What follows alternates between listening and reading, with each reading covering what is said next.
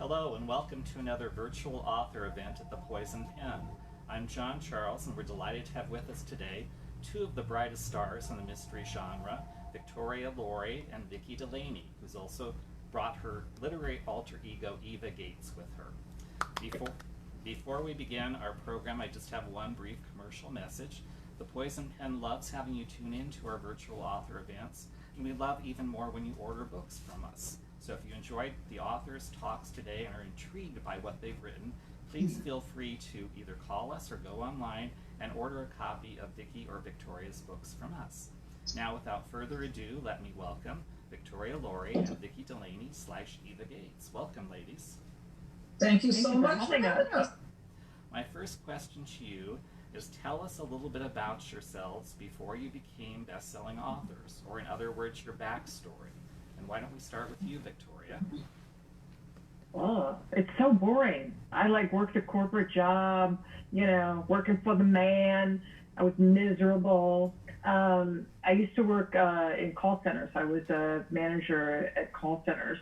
And I worked at HSN at one point. And got laid off from a call center up here in Michigan 17 years ago. And I was really depressed because the outlook for a new job was bleak. And I saw something on the Today Show with an author named Janet Ivanovich. Maybe you've heard of her. An up-and-coming author. Yeah, and up and coming. And she sounded really funny, and the protagonist sounded funny, so I went to the bookstore and I got the first 3 books. And I was three-quarters of the way through the second one, and I called my sister and I said, I'm going to write a book because this woman's voice sounds so much like the one in my head. That I'm going to start a book. And she laughed and was like, good luck with that. And then, here we are, 33 books later. Who's got the last laugh now? So, yeah, that's my background. Vicki? Well, my story, this is my background to tell you how old I am, that I was a computer programmer before we had computers. That I go so far back that we didn't have computers on our desk. When I was starting to program, I programmed in COBOL. We did everything on paper, and you hung it up on the wall, and you'd sort of track the progress of your, X equals Y, then Y equals Z, then you go to A, and all this sort of thing. And what I particularly remember about that is we had two chances to get it right. So we programmed, and our stuff was sent off overnight to be data punched. And we would get the data punch cards the next day, and we ran it through the test computer, and we had one chance to get it right. If you made an error, that was okay. You fixed your error, you sent it back. The next day, it all had to work. And that's a heck of a long time ago. And I really loved that, programming that kind of stuff at that kind of level, and it was also very much you were almost on your own. You had your own little program to work on, and that's what you did. And so computers were my life. And as they got changed, and as they got more and more complicated, and more systems got set in around it, and more people involved in everything you did, I started not liking it that much. So I I was thinking, much like Victoria, what else can I do? I was working for a major bank by that time, and what else could I do? So maybe I'll try my hand at writing a book. And I now can say 40 books later, this is my 40th book. So 40 books later, here I am. Now that you mentioned your new book, let's talk about the books that brought you here with us today. Victoria, that would be your new life coach mystery. Mm-hmm. It's the second book in that series. And it features 2 characters from both of my other series, Gilly Gillespie from the Ghost Hunter Mysteries and Kat Cooper from the Abby Cooper series. And right? Because they're so familiar to you, you don't have to reinvent the wheel. You just kind of take 2 characters that have good chemistry together. Because I introduced those 2 in, I think, one of the Abby books. And then they ended up hanging out together in one of the MJ books, the last of the MJ books. So I just really liked their dynamic and decided that could be interesting. So neither Kat nor Gilly have any like especially good sleuthing abilities. They're kind of the keystone cops with their approach to solving mysteries, but that hasn't dampened their enthusiasm. So they just kind of stumble through a couple of mysteries. This is the second one, and this is my favorite. I really wanted to write a very suspenseful ending, and I think I pulled it off. It's funny, it's sexy, it's got a lot of twists and turns, a lot of red herrings, and kind of a delicious twist at the end. So I'm very, very excited about it. Vicki, you've got 3 books to share with us today. I do. Well, my newest one, which came out on Tuesday, which the Poison Pen was kind enough to have as their cozy pick for the month, is A Death Long Overdue, written by Eva Gates. So this is the 7th in the Lighthouse Library series, set in a library in a lighthouse in the Outer Banks of North Carolina. And it's very much a traditional cozy in that it's intended to be light, and by the 7th book, the people in the book are, in the community are all formed into the library community, are all formed into, quite a good close-knit community. And I hope that the readers are as well. A lot of readers say that what they really like the people in these books, and they keep coming back for that. One of the things about the Lighthouse Library series is that the Classic Novel Reading Club is always reading a classic novel. And that book is reflected in the plot of my book. In this case, they're reading The Moonstone. So I'm not going to get too much into it, but if anybody's read The Moonstone by Wilkie Collins, it centers around the jewel robbery, and that's one of the features of this book. So I'm not copying it in the classic novel in any way, but I'm a little bit inspired by it, and I always have a little bit of fun trying to just, how can I introduce the Moonstone into this book? And I try and draw out some of the little subplots and that sort of thing. So the Lighthouse Library series is actually set in a real place. It's set in the Body Island Lighthouse, just outside of Nags Head, North Carolina, which is a real place. You can go there and you can visit there and you can climb the 210 steps to the top of the lighthouse. But it does not contain a library, staff break room, offices, rare books room, upstairs meeting room, nor a library, nor an apartment on the 4th floor. So I like to say that it's my version of the TARDIS or Hermione Granger's beaded handbag, far larger on the outside than it is on the inside. Far larger on the inside than it appears on the outside, sorry. So it's been kind of a busy week for me because last week, the 5th in my year-round Christmas series was released, and it's called Dying in a Winter Wonderland. You can tell by the name that it's very Christmassy, it's very cozy. As I say, it's the 5th in the series, and it's set in Rudolph, New York, that wants to be known as America's Christmas town. And a lot of people this year are saying, I think it's a little early, end of September, to bring out a Christmas book. But lots of readers are saying that they're in the mood for the Christmas spirit and some kind of a distraction right now. So people are reading the Christmas books already this year. And the year-round Christmas series doesn't always take place at Christmas itself, but this one does. Begins on Christmas Eve and it ends on New Year's Day. And of course, there's, a visit by Santa and a murder, as those things do tend to happen. And then earlier in the summer, I had Tea and Treachery, which is the first in my new Tea by the Sea series from Kensington. So busy year. Both of your books have been marketed as cozies. How would you define a cozy, and what do you think are the necessary ingredients? And we'll start this time maybe with Vicki. Okay, actually, I get asked that a lot, so I do think about that a lot. You often hear cozy described as a book that doesn't have graphic sex or violence, which is true, but I think it needs to go far, far beyond that. You can have a very dark, disturbing psychological drama that doesn't have overt sex or violence in it. So to me, one of the keynotes of a cozy is that there's no real tragedy in people's lives. I mean, somebody is murdered and we don't make light of that, and that's a serious thing.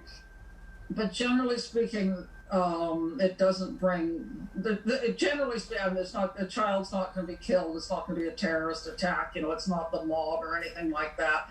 The victim is often, not always, but usually someone who's either not liked or not well known in the community. So there's not this, as I keep saying, a sense of tragedy in it. So I think also a cozy is about people who live in a nice world. They live in a pleasant world, a pleasant town. They own their own business, or they work in a nice library. And the object of the book is to get their pleasant world back to the way it was. And the way they have to do that is by solving this mystery. And to me, cozies should have a sense of fun.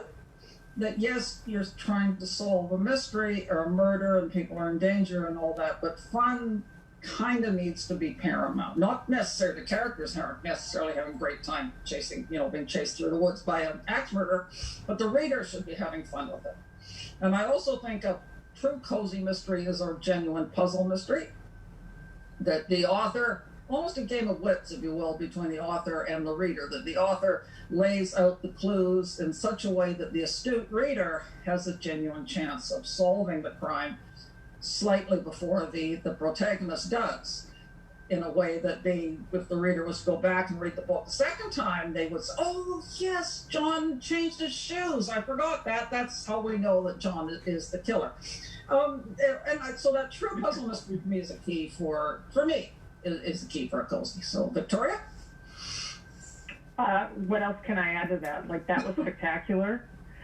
My favorite part, Vicki, is where you said cozies are an effort by the protagonist at all to go back to the pleasant world within which they live. And I love that as a definition for cozy. All of my books kind of get lumped into cozy. This is the first series that I've ever thought I'm going to write an actual cozy.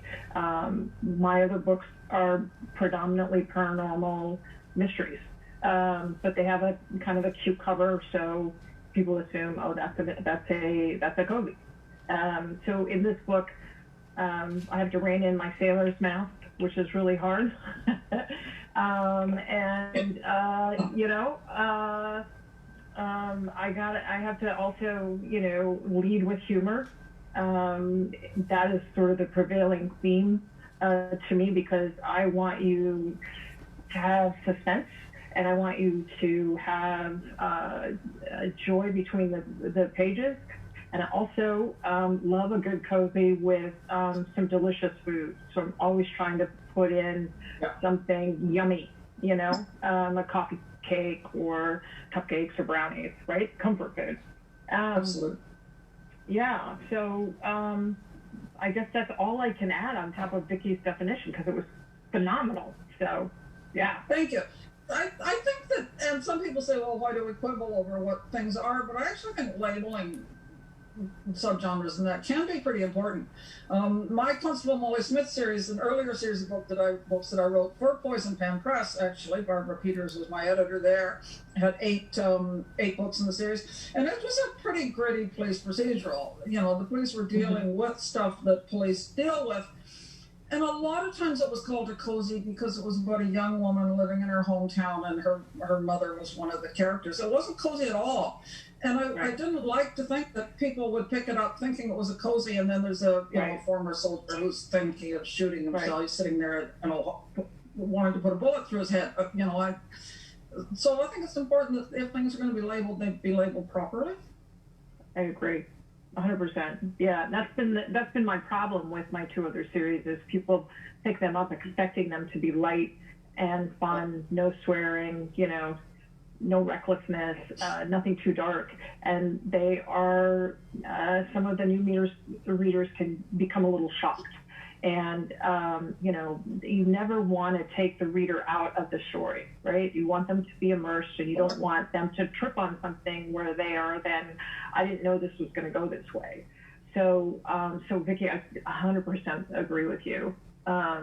And in this series, the Life Coach Mysteries, this is the first time that I've really made an effort to keep things light and fun. I don't want any, dark stuff coming in. because I'm recognizing that a lot of my readers want a little bit lighter side. So I'm like, okay, here you go. Each of your series has a hook to it, whether it's life coaching, a Christmas town, a tea shop. Tell us how you kind of came up with those ideas. Was it on your own? Did your publishers encourage you in some cases? And in Victoria's case, for those of us that might not be familiar, what is a life coach? So why don't we start with you, Victoria? I don't know.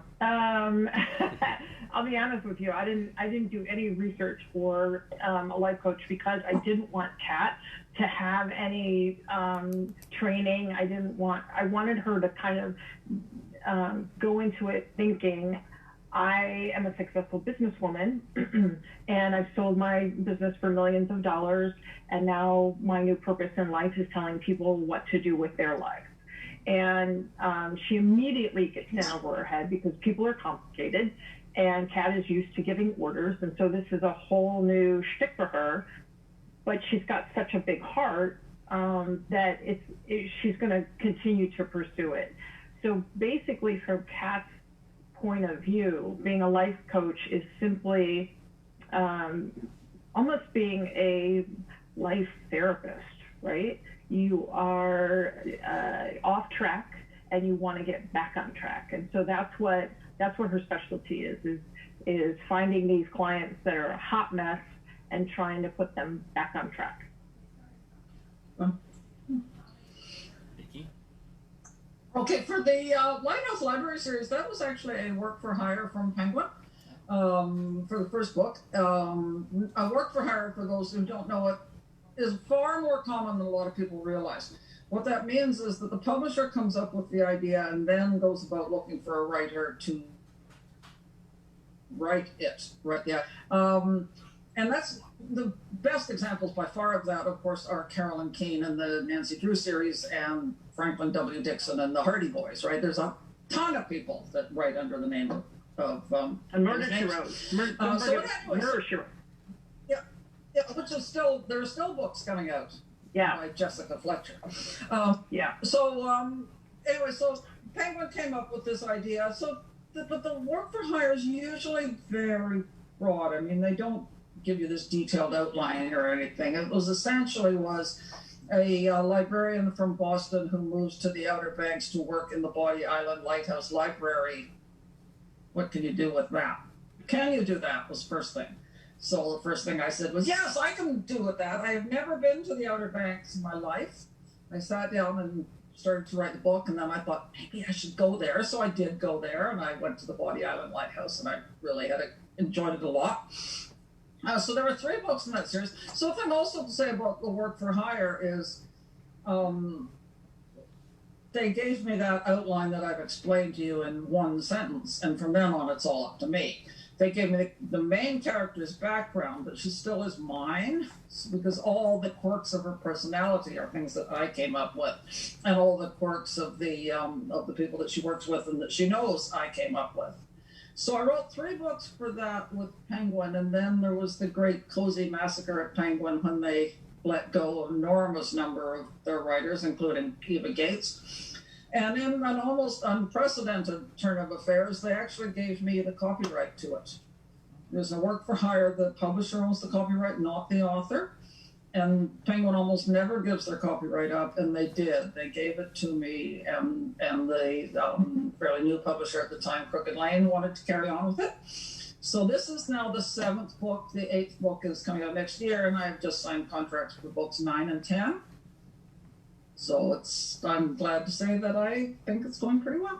That's great. Both of you have written series, a number of different series. As an author, what are the advantages to writing a series, and are there any particular challenges? Vicki, why don't you start? Well, actually, I've done both, because as I'm sure you know, John, I wrote 3 standalones for Poison Pen Press. Sort of what are domestic suspense, which is hugely popular these days. That's kind of before my time. I should be writing those books now. But 3 psychological suspense for Poison Pen, and now I'm writing series. So I've always kind of mixed it up a little. I'm only writing cozy series now. I actually prefer, on a single book point of view, I really like writing a standalone. Because the entire arc kind of the character's life is within one book. Obviously, they're not from, take them from beginning, birth to death. But I mean, the sort of, they have to deal with the crises in their life. They have to resolve things, and hopefully all's resolved at the end. But the series are, like, I'm now, as I said, contracted up to book 10 in the Lighthouse Library series, and I'm enjoying taking these people on their life journey. Lucy arrives in the Outer Banks. She doesn't know anybody. She's the first scene in the first book. She's at a party. You know what it's like to go to a party and you don't know a single person there? How incredibly awkward do you feel? Which is what happens. And, now she's, spoiler alert, she's getting engaged in this book.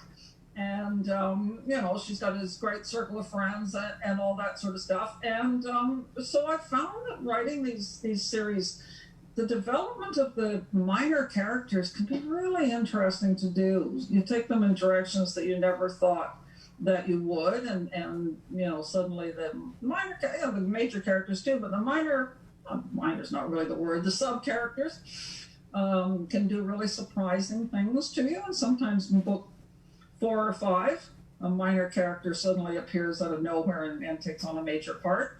Or sometimes you get, in one of my books, I won't say which one, I've decided that a minor character has served his or her purpose, and I'm not going to kill her, because, well, she said it was her. I was trying to be subtle.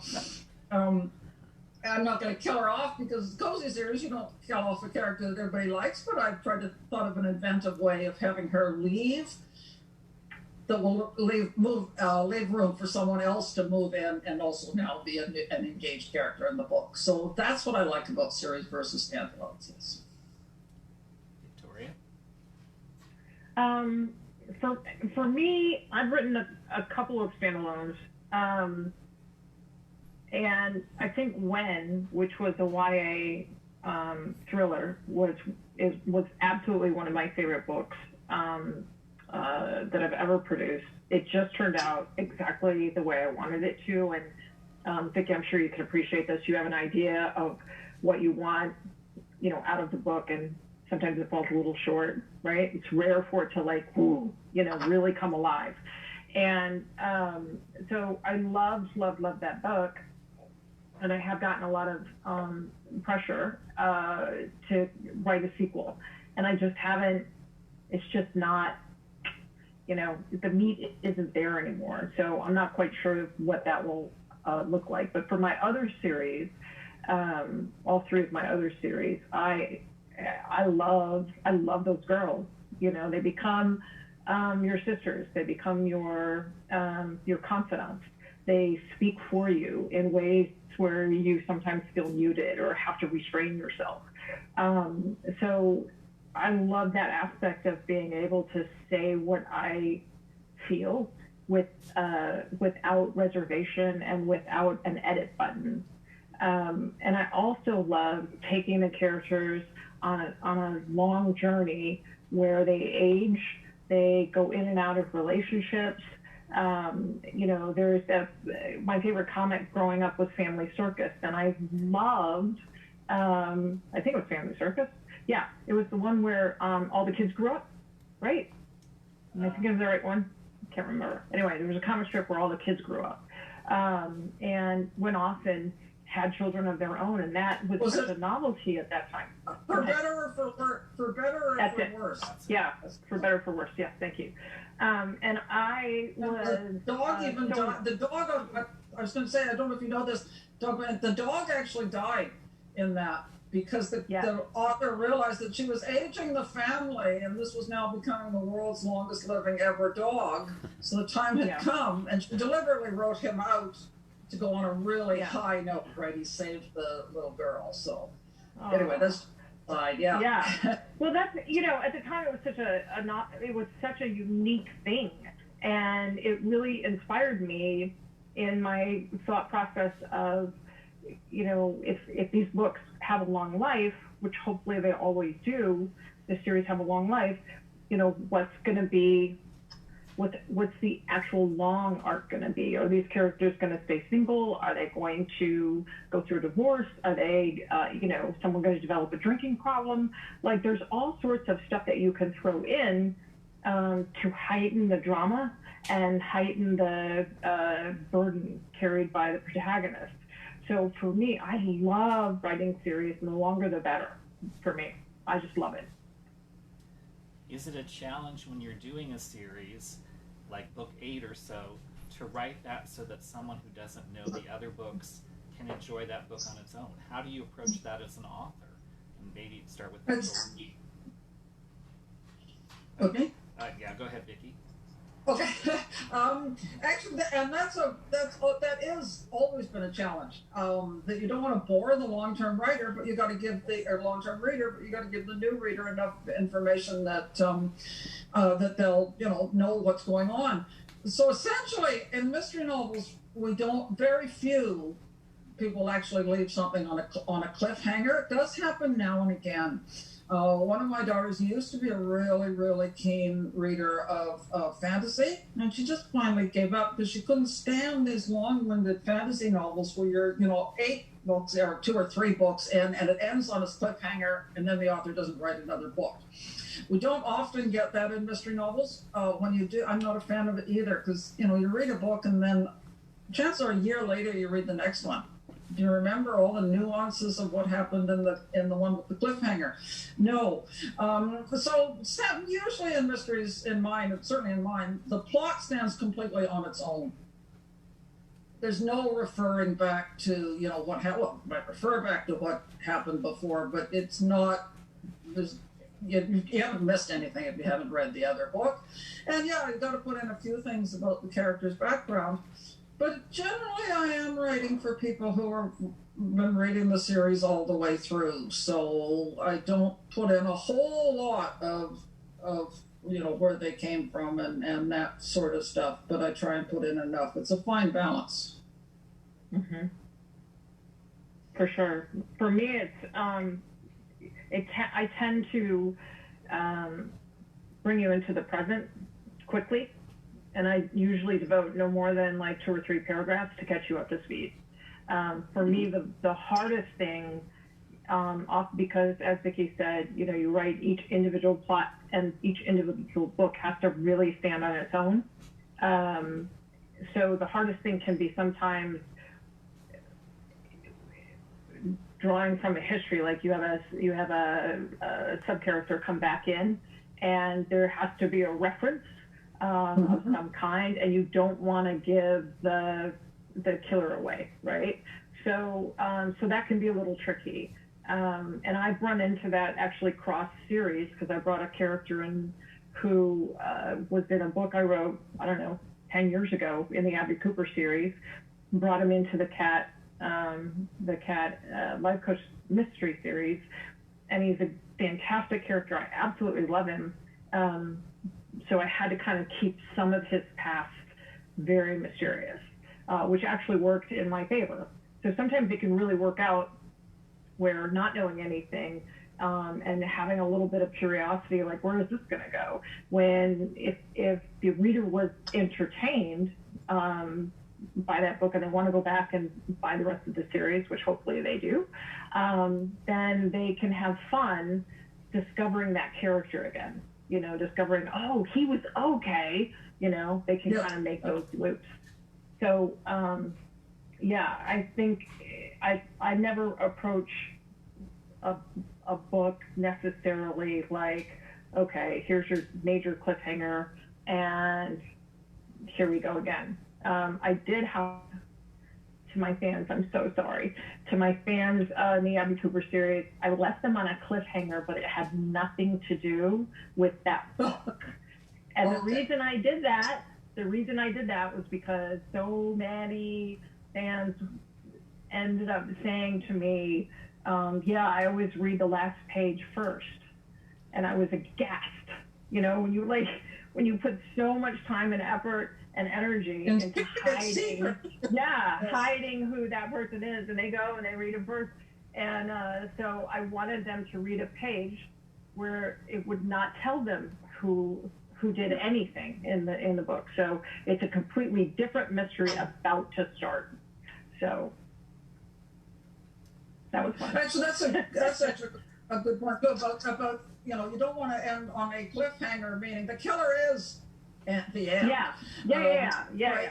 But at the same time, you want to draw the reader into hope, you know, wanting to pick up the next book. So in one of the Lighthouse, I think even in the second Lighthouse library, everything, you know, the mystery is resolved, the guilty person is caught, everybody is safe. And then the last page, the character realizes that she's accidentally made a date with two men for the same night, and it ends. So I'm hoping that would make people think, you know, oh, I've got to find out how she managed to get herself out of that fix, right? So yeah. So you can drag things a little bit, because particularly in a close, well, in any series, the character's life arc runs through the whole series. So you have to, you know, have the certain draw of, is she going to marry that guy? You know, is her disturbed child going to turn out okay? Is her miserable boss going to eventually, you know, leave? So you do have to draw some of that stuff out, and that's what people are looking for, because they're interested in these people's lives as much as they're interested in the story of the pursuit of the murderer. Right. For sure. Victoria, there's often an element of the paranormal or intuition or psychic elements in your mysteries. How do you make sure that that's portrayed in a realistic way? Because sometimes authors really make a hash of it. Can you talk about that? Well, sure. I'm a professional psychic. That's my side hustle. So that's how I make sure that it's accurate. And the funny story is, when I, you know, was first contemplating writing a book, I was like, okay, so I've got an amateur sleuth. What's her gig? You know, where does she work? And it took me, sadly, 2 weeks to be like, oh crap, okay, I've got some clients coming over for the reading. What can this protagonist do? Like, it was not an immediate, I'm slow on the uptake. But with the paranormal mystery, with the paranormal elements, it is a goal of mine to educate and normalize that world, because I'm a regular person. You know, I'm not given to fainting spells in the grocery store because someone walks by me and they may or may not, you know, have a tragedy in their life, right? Like, that just does not happen. And so I really wanted to bring it down to like planet Earth and have it be relatable to the readers, so they could be like, yeah, you know, sometimes I know what's, you know, going to happen. Like, I have those kind of similar little bits of insight, you know, almost like a deja vu. And I try and describe the physicality that goes along with it, because, you know, yes, I'm seeing images in my mind's eye, but there's also a sensory input. So I may have a sense of time literally kind of extending out away from me, and that's important to kind of fill in for the reader, so that it doesn't sound like, oh, well, Abby just, you know, is going to know it, because you would think like a psychic would know who done it immediately. And so I have to. Or that was going to happen. Yeah, exactly. You know, so I have to. I mean, every reading that I give to a client is a mystery to me, mostly because the stuff that I'm getting is all in metaphors, because it comes from the subconscious. That's where your intuition lies, is in your subconscious, and it's translated in pictures, and so I have to put the pictures together. So just as a quick example, I was reading for a woman not too long ago, and I had an image of her sitting at a desk with stacks of paperwork, working late, you know, just a lot of work. And right beyond the wall was this beautiful garden with flowers and shrubs and birds singing, and, you know, it was gorgeous. So I said to her, I said, you know, it's such a shame that you're going to be working so hard this summer, you won't get a chance to enjoy your beautiful garden. And that fell kind of flat, and I couldn't figure out why. So I tried it again another way, and it still kind of fell flat. And then finally she said to me, she said, you know, Victoria, she said, I don't have a garden, I've got a yard. She said, but I work in the office of a garden center and we're swamped. Do you think that could be it? So it's that, you know, it's that misinterpretation that is key to the mystery for Abby. It's her discovering the clues that should be all put together, but that inadvertently lead her down the road because you can always misinterpret the information. Both of you have been writing for quite a while. What do you know now as authors that you wish you had known when you were first starting out? And maybe we'll start with Vicki. Probably to trust yourself as a writer. I've certainly found that if I get really stuck on something, it'll come eventually, right? Well, I think where I particularly learned that is one of my Constable Molly Smith series books, where I was well into the book. There was a series of, subplot was a series of thefts in the town, and the thefts had to have something in common, but I couldn't think of what it was, because my police weren't stupid in that book, so it couldn't have been, that their kids all went to the same school, or they went to the same church, or their dogs went to the kennel at the same time, or something like that. It had to be something really that would be an aha moment to the cop when he finally realized what they all had in common, and that they didn't know they had in common either, the victims. And I was easily 3/4 of the way through that book, and I'm thinking, this is just gonna have to change, I just can't think of anything. And I saw a sign on a lamppost advertising something, and I thought, that's it, and it was. And ever since then, I've just believed that if you trust yourself as a writer, it will come.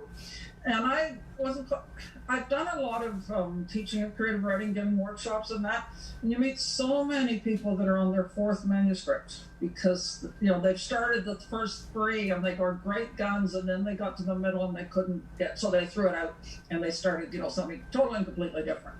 Well, you'll never, ever, ever finish it if you don't believe that you can. So trust yourself as a writer. That's the one thing I would say. Victoria? Yeah, I love that.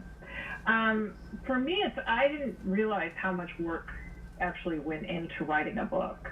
And even the first book, I don't know that it registered because I'd already written the rough draft, and so it was really more of an editing endeavor. It wasn't really until the 3rd book where I needed to kind of come up with an original plot and take it from there, making it up as I went along, that I realized kind of how much work went into it. And then you throw in, like Vicki, has multiple series. I have multiple series. I remember a 4-year period where I worked every single holiday and every single weekend, like every day. And if I took time to go get a pedicure, I would feel guilty. And I think that in the beginning, you're chasing that high, right? You want to get the story right. You want to deliver a really great book to the readers.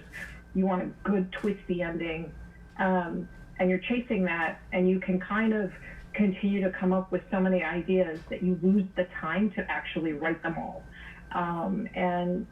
So I think if I had to do it over again, I probably wouldn't push myself nearly as hard for the first 15 years. I probably would pace myself a little bit better, maybe only 2 to 2.5 books a year rather than 3 to 4. Because you just get to a point where you're like, I don't want to do this anymore. It's too much. You give up your life. So I think now, finally, I've found that balance. But that was a really, really difficult thing for me to arrive at, that tricky balance of how much life do I really want to incorporate into for myself, and also how much time do I have beyond that I can devote to my characters. Let's switch gears a little bit. A lot of us have been doing more reading this year in particular than in the past. Is there something you'd like to share with readers that you've read and enjoyed? And we'll start with you, Victoria. I am a very slow reader, and I was telling John and Vicki right before this came on that I read 2 to 3 pages at night and then I'm out. But I just picked up the Jane Austen Society. I've heard such great things about it, so I think I'm 10 pages in. And it's lovely. It's lovely so far. So I'm very, very excited to read that. But I think for me, I've never been someone who can separate myself from the voice of someone else. So I find I shy away from reading other mysteries because I don't want to inadvertently mimic someone's idea. you know, so I want to kind of keep that pure. So I tend to float towards a little bit more literary, especially recently. So the Jane Austen Society is so far so good. It's a great book. Vicki? Okay, actually, at the moment, I am reading Murder in the Bayou Boneyard by Ellen Byron, who's also with Crooked Lane as I am, and she's a great friend of mine. I'm really liking this book. One of the things I like about it is it's a cozy series, and it's set in Louisiana, and I've never been. I travel a lot. I've been to a heck of a lot of places, and I've never been to Louisiana, and I've wanted to go. I'm hoping that Boucher Khan will be on. I think it's next year. It's supposed to be in New Orleans, so who knows if that'll happen or not. But anyway, that's one of the things I'm enjoying about that book a lot is the setting, and she really gets into the culture of the area and that sort of thing. And what I'll mention, a book that I've just finished reading that you had him at the Poison Pen quite recently is Andrew Piper. And his book is called The Residence, for something absolutely, completely, and totally different. That this is a genuine horror novel set in the White House in the presidency of Franklin Pierce. And normally I would never, ever read horror, but actually I know Andrew fairly well. I've met him on several occasions, and I really, really do like his writing. So I thought I would take a chance that I would read this horror book. And it's really interesting, and it's an interesting little peek into the White House in the older days, too. Some of it, I'm sure, still going on today. Because apparently the White House, that's what he talks about, when he was at the Pen. The White House is apparently haunted, and that Winston Churchill refused to ever sleep in there again, or someone like that did, because they had an experience. So anyway, so that's a really entertaining book, sure. I think we do. A little creepy. We do have some questions from your fans, so Patrick's going to give those. All right. Hey guys, actually I have a question myself real quickly, which is regarding titles. You know, we all love a good pun in titles. What's the process there? Is your I'm sure there's somebody that's employed full time at Penguin Putnam to come up with lists of pun related. Victoria's shaking her head. Not for me. Yeah, not for me. All of my titles were for me, all of them. Really? Yeah, all of them. The help that I got from an editor for the MJ series was she suggested Ghoul for Girl, and that was like, that's it. Yeah, When was originally called Death Dates, and my publisher at Hyperion changed that title, and thank God, because it's brilliant, it's wonderful. But all of my cozies, all of them are me. I'm the exact opposite, that none of my cozies are my titles, because I cannot, for the life of me, think up a cozy title. I thought up all my titles for all the books I did with Poison Pen, and I really thought some of them were really good. Winter's Secrets, Valley of the Lost, Unreasonable Doubt, More Than Sorrow, great titles as far as I'm concerned. When it comes to cozies, I say to my agent, I say to my editors, sometimes I even say to my friends, can you help me come up? Maybe because I'm not a punny person, right? There's two kinds of people in the world, those that love puns and those that don't, and I don't. But one thing I forgot to mention, if I can really quickly interrupt, is at the very beginning, you asked me about what books I've written this year, and I totally forgot to mention the Sherlock Holmes bookshop. So in January I had, there's a Murder Afoot, which is the Sherlock Holmes bookshop's book. And in January coming up, the next one will be out, and it's called A Curious Incident. And the reason I thought about that is those are the ones that we have the most trouble at all coming up with a title, because we want something that's Sherlock Holmes related, that's also bookstore related, that will tell you that it's a cozy. And that's pretty darn hard. So if anybody has any great Sherlockian suggestions, send them my way. It's funny because here at the bookstore, you know, we're constantly getting in new books every day, and occasionally we get these pun titles that are such groaners. Does any of you have a favorite good or bad pun title? Anything come to mind? I kind of like a couple that I like are Crepes of Wrath. I thought that was a good one. It was a food one. And then it's funny, Victoria, you mentioned Ghoul. Donna Andrews, you know, who writes the series with, you know, birds in each title. She had one called Gone Gull, which I thought was kind of kind of good. So Gone Ghoul. Yeah, that almost wrote itself, didn't it? Gone Ghoul would be good too. That would have been good. Yeah, that would have been good. Yeah. Yeah, that would have been good. I don't know. Deadly Forecast, I think, was a really good title. I was really proud of that one. The Last of the MJs, A Ghoul's Guide to Love and Murder, when that was, that came out when the play came out. So I was really happy with that one. And then the Life Coach Mysteries, I'm gonna have to dig for titles for substituting Catch for Coach. My next one's an easy one because it's the one that I'm writing right now. It's called Coached in the Act, and it's about a one-woman play.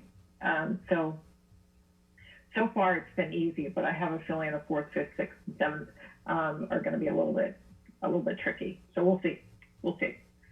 Sometimes you just really rack your brain, and it can be really, really hard and really, really frustrating because you really want a great pun. And sometimes, it's just not, the juice isn't there. So you got to take a little time with it.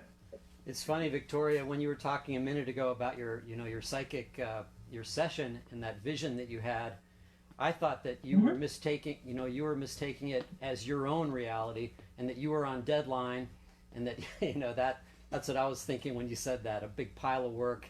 I thought you might have been on deadline. Oh yeah. Yeah, that would have fit for my life too. So I have a question for both of you from a good friend of all of ours, Donis Casey, who says, what are your typical writing days like? How do you juggle all these different projects and get everything done? Vicki, I'll go first. I want to say hi to Donis as well, a fabulous writer, Donis. I love her new 1920s Hollywood series. That is so much fun. I think the next one comes out in November, so I'm eagerly awaiting for that. So what's my writing routine like?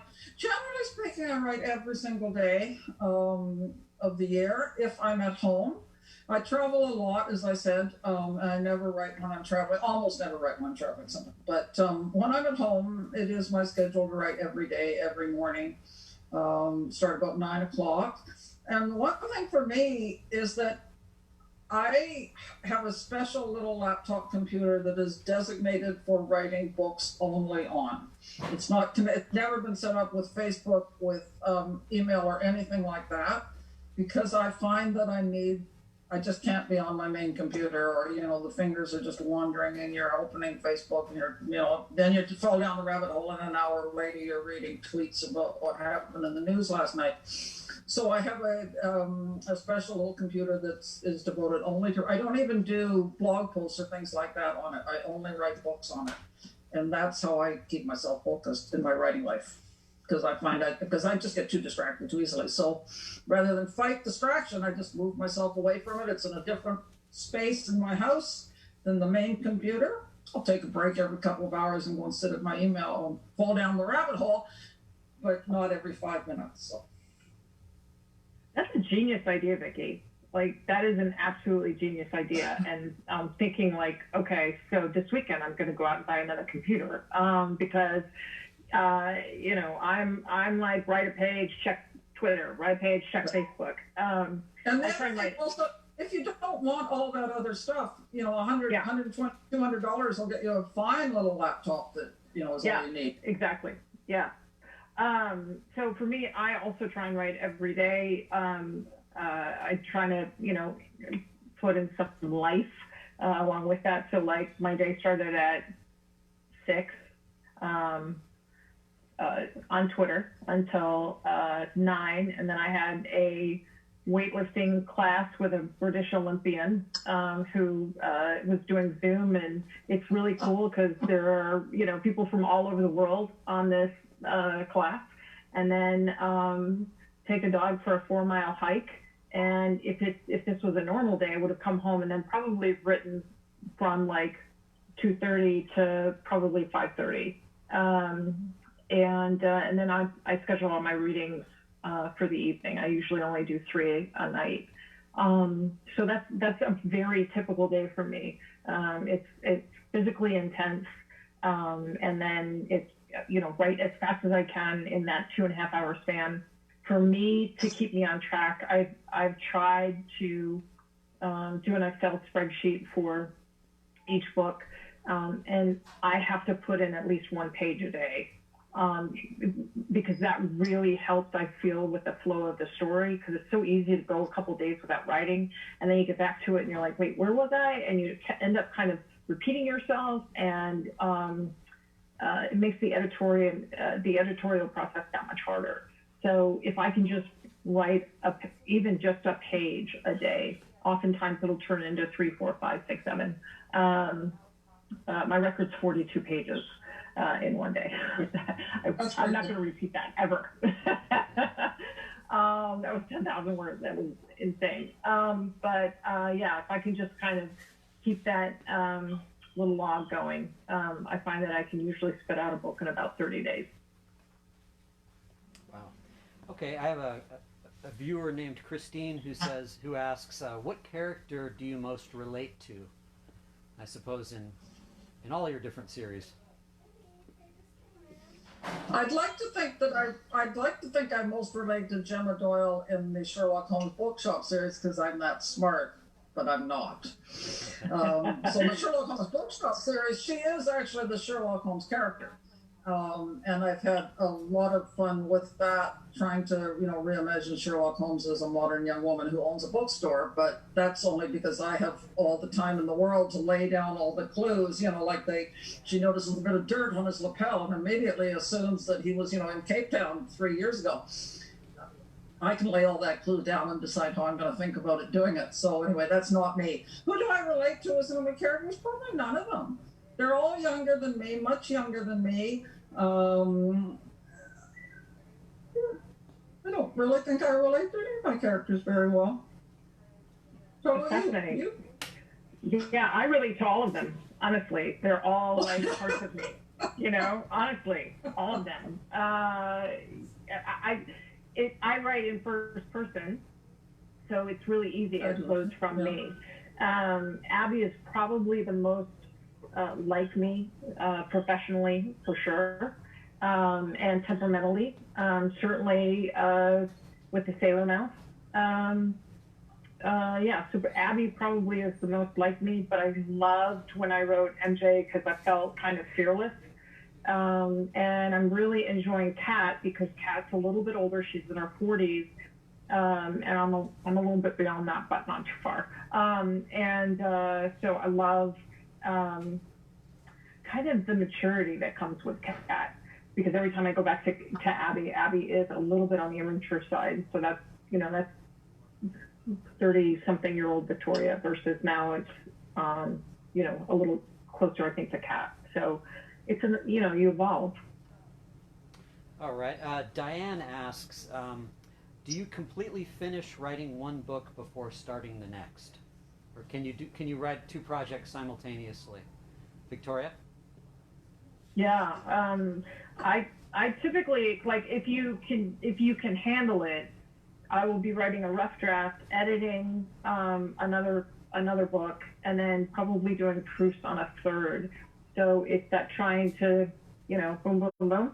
The problem comes in when you have 2 books that you need to edit at the same time with similar deadlines. That can be super challenging.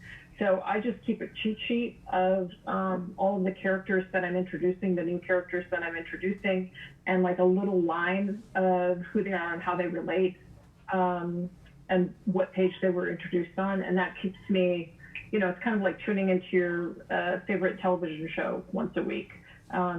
You know where these characters are, even though you've interacted with a lot of other people. So often I'm going, and then I've got other projects that are the someday books, the books that I someday will finish, and so I peck away at those a little bit at a time over the course of a year or 2. So yeah. I'm going to say I'm enjoying this interview a lot because in so many ways Victoria and I are talking about opposites. She shake your head and I'm nodding and I'm nodding and she shake your head and all that. Because it's absolutely, the answer to the question is absolutely not. I write one book from beginning to end and I don't even think about what's going to happen in another one. Now I will, as Victoria said, you get edits back. You don't necessarily, I can't tell my editor, sorry, I'll get back to you in 6 months' time when I'm ready to look at this piece of work. So I get edits back and that. But there's a familiar face there in the background, hello Barbara. An editor who would never let you get away with that. But I write one book from beginning to end. Because to me, the voices of the protagonists, the books are similar in style, but the voices of the protagonists are so different, and they are such different people that I have to keep them straight. I have no cheat sheets of any sort. For each book, I keep a bit of a timeline, a very rough timeline, but I have no other notes at all. I'm a highly disorganized writer. And because I'm, same as with my working time, because I'm so disorganized, I have to put structure around me. So if I thought of an idea right now for another book, I'd literally push it out of my mind because I can't let it interfere with my train of thought right now. Yep. Okay, Don is also, she just mentions that her next book has been pushed back to February of next year, so a little bit of delayed gratification, but not too much.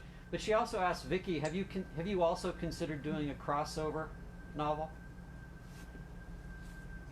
Oh, you mean between some of my cozy characters? Yeah. I don't know. I've never considered it. I did drop one thing in one of the Lighthouse library books. The guy comes back to work after his vacation and he mentions he was this real quirky little Sherlock Holmes bookshop in Cape Cod. And that's the closest I've ever come. No, I don't. I've never thought about it. Never even considered it. Maybe I will think about it. I don't know. Which series would I do it under?